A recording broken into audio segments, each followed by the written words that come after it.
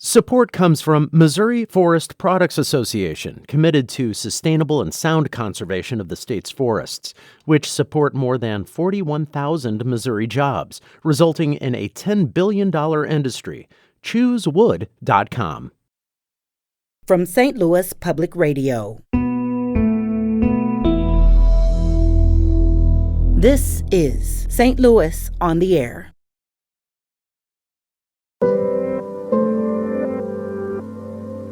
Just be nice to people.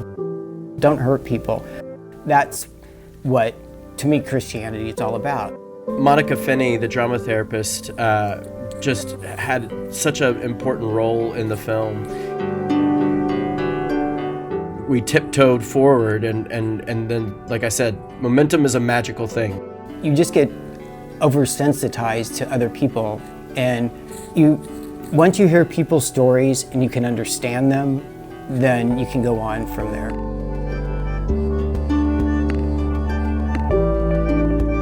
I'm Sarah Fensky. A documentary now streaming on Netflix was filmed almost entirely in Missouri. It has its roots in the abuse 6 men suffered at the hands of Roman Catholic priests who once served in Missouri parishes. The film is called Procession. Director Robert Greene is an associate professor at the University of Missouri and also filmmaker-in-chief at Mizzou's Murray Center for Documentary Journalism.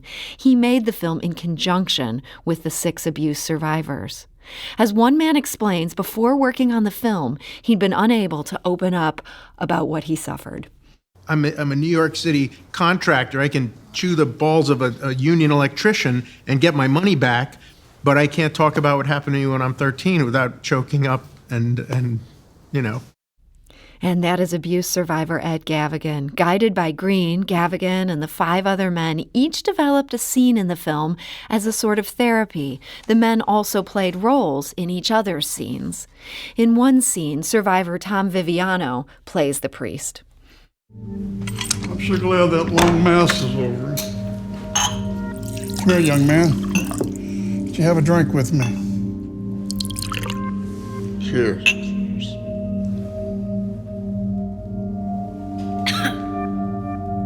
It's your turn to disrobe. Go ahead.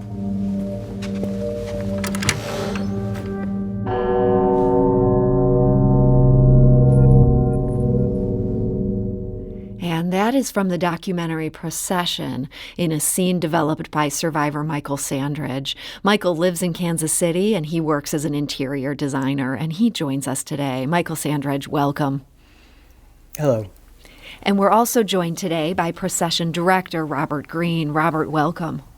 Hi, thanks for having me. So, Robert, this film has such an unusual concept for a documentary. What's the idea in having these 6 men develop scenes that deal with their own priestly abuse? Well, actually, this is a development of work that I've been doing in my own filmmaking practice for a while. This is my 7th feature documentary. And what happened was that I sort of stumbled along drama therapy as a concept, sort of out of necessity, almost like with the last. I feel like almost when you make a new movie, it's almost correcting the problems from the past movies in some ways. And Monica Finney, the drama therapist, just had such an important role in the film. And really, it was combining the idea of drama therapy, which is staging things and doing theatrical work to get at your own trauma, with filmmaking techniques, which is about staging things to get at deeper truths. And those sort of combined into one idea. And when we saw the press conference that had Michael and Tom and Mike in it, we just kind of knew that maybe this could work. And we reached out to Rebecca Randalls, who's the lawyer that's represented many of these guys. And she's worked in this, on the Catholic abuse scandal for such a long time, and it was really with her that we developed the idea, and we met the guys, and we got started. So, Michael, what was it like to hear from your lawyer that you'd been approached by this documentary filmmaker who wanted to do this kind of unusual film, wanted you to be a part of this? What was your reaction to that? She contacted me around April 1st, so I burst out laughing, and she has a very odd sense of humor. I thought it was a joke. So An April Fool's Day prank from Yeah, your lawyer. exactly. Wow. Exactly, and because my first thoughts were, is anybody serious about this? Who would want to even see it? It's such a depressing subject. And then she convinced me that she'd done all the research on Robert, and she said, please come and listen to him, and I did. So that's how it started. And so you and these other 5 men, I understand you were all represented by Rebecca, but did you know each other prior to embarking on this project together? No, we did not know each other. And so was that hard? I mean, you're coming in with such an intimate story and such deep hurt and that you've each handled in different ways. Was that hard to trust each other? It was, but we have a huge trust in Rebecca. And so since we all had her in common and she trusted us, it's kind of like that kind of thing. We were leery, but once we got together, we began slowly trusting each other. And then when everything came about and the situations were so similar, then it built upon that. So, Robert, you brought everybody together. Did this begin with talking about the film right away, or was there almost a therapeutic process first? No, yeah. I mean, you see in the film the first time we were all together in one room, and that was. I mean, we sort of had one meeting off camera that was sort of just a vague kind of like, what are you guys thinking? This is what we're thinking, kind of thing. And then we dove right in with the cameras, and you see in that first meeting. I mean, one of the things we didn't understand even, we assumed Rebecca knows everybody, so they must know each other. And it just really does speak to the way the system, the Catholic Church, the legal system, even when it's doing good, the silence and shame that's created for these guys. Like, they're separated, they're kept apart. And just the power that day, everyone was nervous being in that room together, and you could feel like a psychic energy. But then immediately you see Ed related to one of the clips that you just played. He says, I've never been in a room with this many other survivors. And that just started a ball rolling. That just, the momentum was very real, and it just kept going. It was that feeling of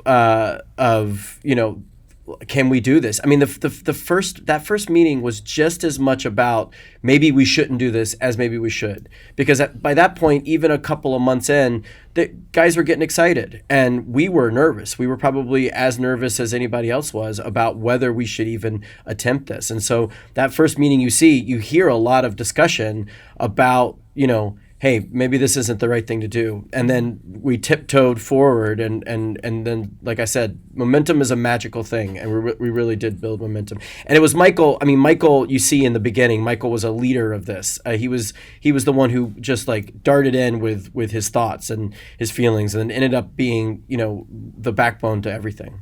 Michael, what made you ready to do that in the way some of the other men maybe had more of a struggle to get to that place? As he said, you kind of darted in. You were ready to go.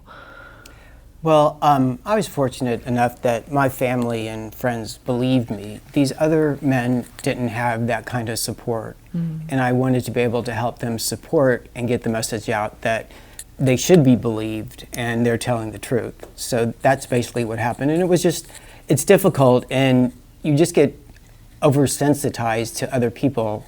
And once you hear people's stories and you can understand them, then you can go on from there. And that's what happened. And it slowly evolved, and then we started talking to each other about each other's scenes, and then back and forth, and it began to be a friendship that I'd never had, especially with other males that had been in this situation. And so this wasn't just a matter then of talking about these scenes. It was also a matter of putting on costumes and acting in each other's scenes, and sometimes playing the bad guy. I'm going to play another clip from this film. In this clip, survivor Tom Viviano talks about playing the role of a priest and how it was really challenging for him, but also rewarding. I have not been able to tell my story because mine is still in trouble. It's before the courts. And so I can't do mine. But I am able to act for the other guys. And I feel very honored and privileged to be able to do this. This has not been easy to put this on, to sit in a room like this, but it is a way that I can contribute. And that is Tom Viviano, featured in the documentary Procession that's now streaming on Netflix. Michael, you also played a priest in at least one, I think 2 of these segments. Was doing that, was that therapeutic in its own way, in addition to the therapy of developing your own scene? It just helped me to be able, actually it's like, we were on like a stage, and I think that kind of idea helped a lot. And when, like in my scenes, I just wanted to emphasize the powers of the priest, and from the moment you're baptized onward, you're under that influence. And when I dressed as a priest, I could almost understand how easy it was to have that kind of power and influence and just abuse it. So it helped me in a way to understand how easy it was. Not that I make an excuse for it, but that's what it helped me with. And do you think acting in that scene, playing that role of a priest, did that have a long-term impact on your understanding of what happened to you? Not really, because it was just acting, and I could remove myself from my actual situation and just be an actor for someone else. That's what I basically did. I kind of blanked out the bad parts. And Robert, different men had different reactions to different parts of this process. Is that something that you anticipated going in? Well, I want to say something about the Michael playing the role first. It's what's so important to understand is Michael was giving Ed the someone that Ed could have power over. That is because Ed, Michael is playing the role of the priest in Ed's scene. And so Ed and Michael were friends by that point, and were close and had all these shared experiences and had gone through so much together by the time we filmed those scenes, that it was Michael took on an extraordinary amount of energy, and then could give that energy to Ed. That's what you're seeing in the film. And yeah, different people had different reactions, and that's one of the most powerful things you see in the film is that we have 6 very, very different men who are going through different parts of the process. And we all recognize that immediately. So, the film is meant to help these guys, obviously. And Michael and I have talked about it, because Michael, I don't want to speak for you, Michael, but I know that you've often sort of talked about, like, look, I process things differently. I'm going to go through a different process. And so Michael and I became like teammates in helping other people do their thing. And we knew eventually, really what Michael's getting to see is how much of a leader he really is in this whole group. But Dan's different. Joe, the way Joe processes everything right on the surface. Ed was going through a legal battle with his abuser in Wyoming that you see take place throughout the film. So he really needed all of us for support. He still does. Like I said, Dan needed to go through it the way he did. Mike, is angry throughout the film. And then what we did, I think, was turn Mike's anger from something that was counterproductive into something that was very productive. And that's one of the things I'm most proud of is being able to, we've premiered the film at the Telluride Film Festival, and all the guys were there, and we're all in this room, and Mike's scene plays, and he's screaming, he's yelling, he's letting out all this fury, and it was cheered as if it was like a sporting match or something, like he was a boxer that just knocked somebody out. And just seeing Mike be able to turn that anger into something, like I said, productive was astounding, truly. He escaped the anger, Robert. He didn't turn it. He escaped the anger after all those years. That's the way I look at it. He got out of the trap that he built himself. And so he was able to then flee from it? Is that the idea, Michael? No, he was able to deal with it in a different way. I think you agree with that, Robert. You build up walls around yourself in isolation, and so it's hard to break through those walls. And when we said we believe him and we understand what you're going through, it helped starting him to break down the walls. And he was always so angry that at times it was overwhelming for me, because I don't process anger easily. But he had to do it to get through, and he got through the wall. That's how I see it, Robert.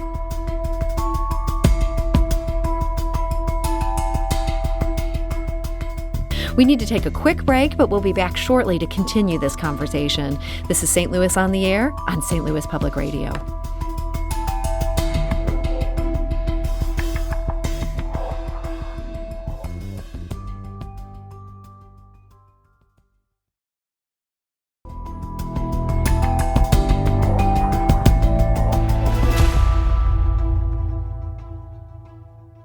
Welcome back. We're talking about the film Procession. It's a documentary now streaming on Netflix. In this film, using techniques of drama therapy, 6 Midwestern men explore the abuse they suffered at the hands of Catholic priests. And for many of them, they find healing through this process. We're here today with the director. That's Robert Greene. He's also a University of Missouri professor and the filmmaker-in-chief at the Murray Center for Documentary Journalism. And we're also joined by Michael Sandridge, who's one of the survivors featured in the film. Now, this film, in addition to getting a huge reaction at Telluride, it got a rave in The New Yorker. And one of the things that The New Yorker delved into in its review, this is a quote. It says, "Procession offers some of the most extraordinary location scouting ever done on camera." Robert, can you explain what made location scouting such a big part of the on-screen drama? Well, when we first started, Rebecca said, "Hey, I got this guy, Dan, and he is a survivor as well. And he is sort of, he's a location scout, but he does so much more in productions in Kansas City." And initially the idea was, oh, well, maybe we certainly want to work with him. That sounds great.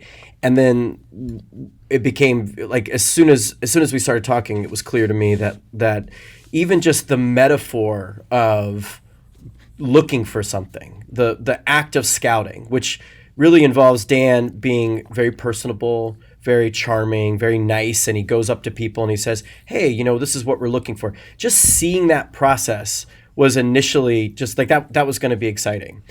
We never anticipated getting into the Catholic churches in Kansas City. Mm-hmm. We never scripted or came up with the idea of going back to places of abuse. That actually, one of the central ideas of the film, and this really speaks to the collaborative aspect of the whole thing, one of the central ideas comes from Ed and comes from Dan and Michael, who went to Cheyenne, Wyoming, where one of the priests was moved from Kansas City to Cheyenne, and went back to this cathedral that you see Ed go back to for the first time in 35 years. And Michael and Dan are there. And then from that point forward, other guys, Joe, Dan, Mike. Well, Michael couldn't go back to the original location, but he went scouting in the churches. That idea of going back to these places and reclaiming these spots was central. And that's something we would have never even had the courage to pitch that idea. It had to come from the guys. And when they Ed came up with the idea, the other guys took the ball and ran with it. And Dan and really Michael are central to that process. Michael, seeing Ed as he's in Wyoming and he's ringing the bell in the cathedral there, it almost seemed to have a physical impact on him, almost a release in the act of that bell ringing. What was that like to witness? That was one of my favorite scenes, actually. And you can see the smile. He turned into a child again. Mm-hmm. And it was like he was conquering. And what you didn't see is those are very small guys doing it. So they pull all the way down, and then the bell rope goes all the way up. So you can see the footprints towards the wall top where they bounced off of it before. Mm. And Ed was looking at that too and thinking of his footprints when it was such a happy thing to do. And, and that's the moment you realize that all that joy was taken from him. And from that point on, he didn't have that childhood anymore. And Michael, for you went back to a parish in Kansas City. What was that like to be in that place for you? It was very calming after a while. And like Robert said, you're powerless as a child. In those situations, in those sites and interiors, just all set you up to be powerless. But once you walk in and you can claim them back and say, that the power is not over me anymore, that's what happened to me. Just sit there and think about it. All the bad, it just kind of washed away from me. Robert, that sounds like you got to witness a series of really powerful moments there. And as you said, because of this process that the men led of going and doing this location scouting, do you have a new appreciation for these physical spaces and the role they play in this type of therapy technique? May I say one thing real quickly, though? Sure. Please, Michael, yeah. Robert earned our trust, and if he had not done that, and he told us during the 3 years, we can just drop this at any time. And that was, I think, a main backbone of knowing that someone actually believed and was helping you. And it was very hard for an abused person to trust anybody. And we all ended up trusting him. And he acts like he didn't direct that much. He really did. He was behind the scenes helping everyone. And I think he got a lot out of it too, just seeing his idea actually work for people. Yeah, I mean, I appreciate you saying that, Michael. It was a miracle. I mean, you know, I believe in the power of spaces. I believe in the power of art to help, the cathartic power of art, the therapeutic power of art. I really believe in the idea that coming together and creating something just has effects beyond, you know, it's like the whole is greater than the sum of its parts kind of idea, right? Like making something. But then when we walked into those churches, it just felt like we were almost like vandals on some level. It felt like we were like revolutionaries in some weird way. Like we were breaking through, but then it was also just so beautiful. And Michael, who knows everything about the church, you know, what was taken from Michael was so severe because Michael, I think it's not too crazy to say there's aspects of those spaces that you still love. You don't, and just being in those spaces, I had just fun listening to you and just watching us be able to like know that we could turn that into something. We weren't going to sit there and just feel bad. We weren't going to sit there and think about what had happened. We were going to think about the future. We were going to think about we're making something that will be seen in the future by people, and that could be helpful to them. And just having the, you know, transformation, like just having that ability and that moment to transform something from one thing to the other. It's important that I wasn't raised Catholic because I had none of the power. It had no effect on me. So I could just witness Michael go from, you know, Michael talks about when Ed rings the bell, he's a kid again. The truth is every single time we stepped into a Catholic church, all these guys were kids again. And then watching them literally try to get out from the under the thumb of that power was amazing. Michael, I want to talk just briefly about your case. I understand your abuser died 1 year ago, and you found out only after that he'd quietly been removed from the priesthood. How did you learn that?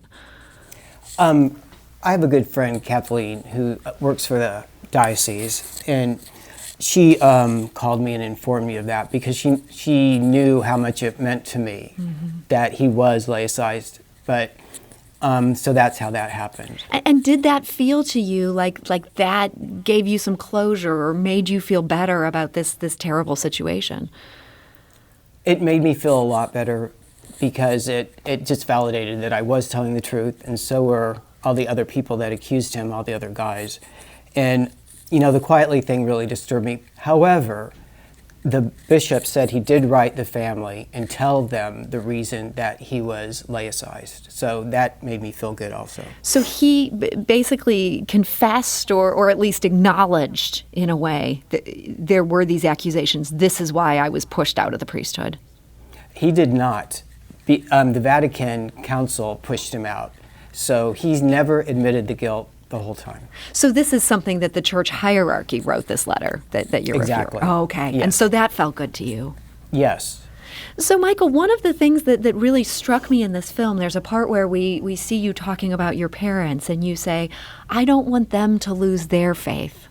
That was still important to you, even after everything you went through and everything you experienced with the church. Yes, it is, because I have the belief that, you know, we're taught from grade school that the Catholic Church is perfect. It's the people inside the church that are not. So, you know, my parents are older. And I believe in God. I believe in, you know, in Christ. And there has to be something better. And if you just follow the basic tenets of just be nice to people, don't hurt people, that's what, to me, Christianity is all about. And the Catholic Church has really gotten away from just the basic theory of it. But you've been able to keep that this whole time. Yes, because if I didn't, I'd probably go crazy. I have to believe there's a better life. I'm that vain. There has to be something after this. Yeah. Robert, hearing Michael's perspective on this, it seems like he's somewhat unique among the 6 men in this film in being able to still feel that way, to have that belief that understanding the church is fallible, but that he can still believe in God. You know, I think Joe is a man of faith. I think Dan is a man of faith. I think Ed's relationship with faith is very interesting. Tom is still a believer, still talks about his relationship with God. Mike absolutely does not believe the Catholic Church has anything to do with faith in God. I guess I'm realizing as you list these other men, I think Mike's anger made such a powerful impression in this film. True. But from what you're saying, he's almost unique in being the one who turned so totally. But I think you have to understand that where his perspective is this organization has no sort of relationship with God for him, nothing, and that's what he's most offended by is those rituals and symbols of power that Michael dissects in his scenes. You know, Mike is just calling BS on all of it. I mean, he's basically saying this is the system that says that I am not credible. And they're saying I'm not credible for abuse that happened to me that ruined my life. And now the same system, they can dress up in these gowns and all this stuff and walk down the aisle, and they're covering up my abuse. And so for him, there's just no connection. It doesn't mean he's not a spiritual person. I mean, the thing I would say that one of the things I'm most proud of is I think, in a way, the film is about restoring the idea of belief. And maybe it's not religious belief, but it is belief in each other. What you really see with these guys is the belief in something stronger. You see that we have faith in each other. We have faith in the idea of doing this. We are courageous together in doing this. And so I don't think that comes from a bunch of cynical people. I don't think that comes from 6 guys who are broken in such a way that they can't see that the future holds something for them. And they also, importantly, you know, Michael, I think it's okay to say this. The film is dedicated to the other boys. And what that means is all the guys who this happened to them and they don't have the lives that these 6 men do. They are in jail. They are on drugs. They may be dead, and there may be from suicide or other ways. And family members have been picking up the pieces. In some ways, these 6 guys are the lucky ones because we all can go through this together. And I think that's what you see. You hear Joe say it in the film. It's worth it because other people need to see this.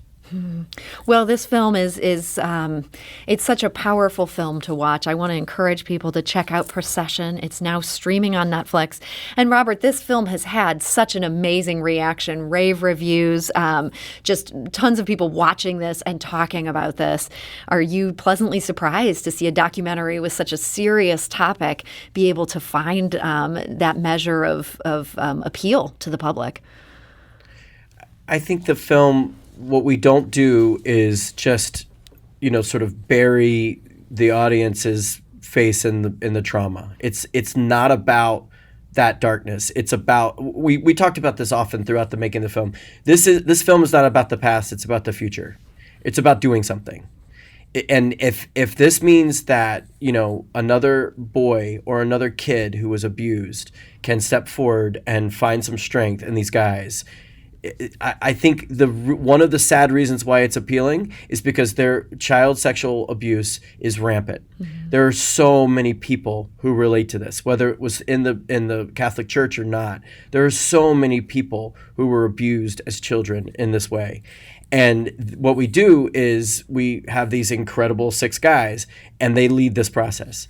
And they are the most likable group of people I've ever been around. And they laugh through the process. They find love and real support with each other. it's not about the darkness. It's about the light, really, and it's about the future, not the past. Well, Robert Greene, thank you so much for joining us today. Thank you. It was great to be here. Robert is the director of Procession, and he's a University of Missouri associate professor in documentary journalism. And Michael Sandridge, thank you so much for joining us and sharing your story. Oh, you're welcome. I appreciated being here. And Michael is a Kansas City-based interior designer and survivor featured in the film Procession, and that, again, is now streaming on Netflix.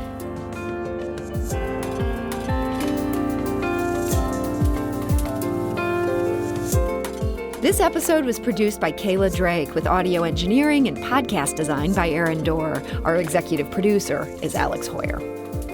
St. Louis on the Air is a production of St. Louis Public Radio. Understanding starts here.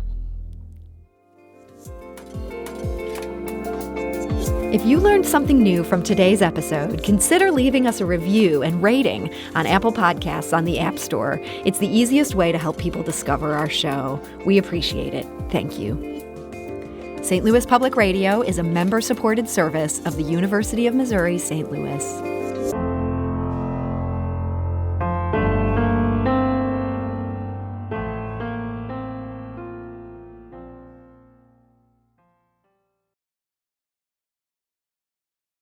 Support comes from the Missouri Forest Products Association, providing more than 41,000 jobs in the production of wood pallets, railroad ties, white oak barrels, hardwood floors, and more.